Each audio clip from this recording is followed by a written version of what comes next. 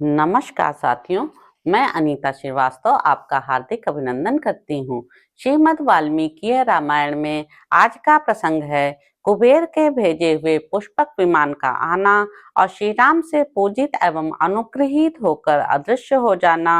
भरत के द्वारा श्री राम राज्य के विलक्षण प्रभाव का वर्णन। रीछों, वानरों और राक्षसों को विदा करके भाइयों सहित सुख स्वरूप महाबाहु श्री राम सुख और आनंद पूर्वक वहां रहने लगे।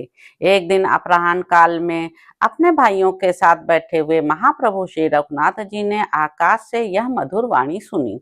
सौम्य श्री राम, आप मेरी ओर प्रसन्नता पूर्ण मुख से दृष्टिपात करने की कृपा करें। प्रभु, आपको विदित होना चाहिए कि मैं कुबेर के भवन से लौटा हुआ पुष्पक विमान हूँ।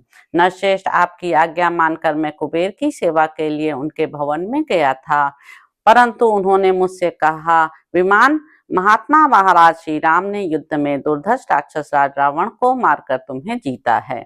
पुत्रों, बंधु बांधवों तथा सेवक गणों सहित उस दुरात्मा रावण के मारे जाने से मुझे भी बड़ी प्रसन्नता हुई है।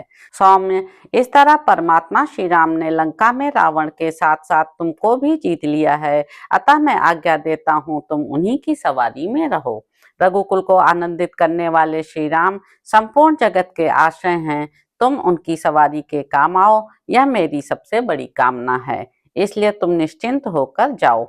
इस तरह मैं महात्मा कुबेर की आज्ञा पाकर ही आपके पास आया हूँ, अतः आप मुझे निशंक होकर ग्रहण करें। मैं सभी प्राणियों के लिए अजेय हूँ और कुबेर की आज्ञा के अनुसार मैं आपके आदेश का पालन करता हुआ अपने प्रभाव से समस्त लोकों में विचरण करूंगा।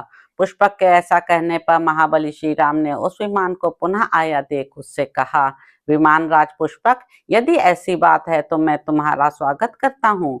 कुबेर की अनुकूलता होने से ही हमें मर्यादा भंग का दोष नहीं लगेगा। ऐसा कहकर महाबाहु श्री राम ने लावा, फूल, धूप और चंदन आदि के द्वारा पुष्पक का पूजन किया और कहा, अब तुम जाओ, जब मैं स्मरण करूं तब आ जाना। आकाश में रहना और अपने को मेरे वियोग से दुखी न होने देना। स्वेच्छा से संपूर्ण दिशाओं में जाते समय तुम्हारी किसी से टक्कर न हो अथवा तुम्हारी गति कभी प्रतिहत न हो। पुष्पक ने एवं मस्तु कहकर उनकी आज्ञा सिरोधार कर ली। इस प्रकार श्री राम ने उसका पूजन करके जब उसे जाने की आज्ञा दे दी, तब वह पुष्पक वहां से अपनी अभीष्ट दिशा को चला गया। इस प्रकार पुण्यमय पुष्पक विमान के अदृश्य हो जाने पर भरत जी ने हाथ जोड़कर श्री रघुनाथ जी से कहा, वीरवर, आप देव स्वरूप हैं, इसलिए आपके शासन काल में मनुष्येतर प्राणी भी बारंबार मनुष्यों के समान संभाषण करते देखे जाते हैं।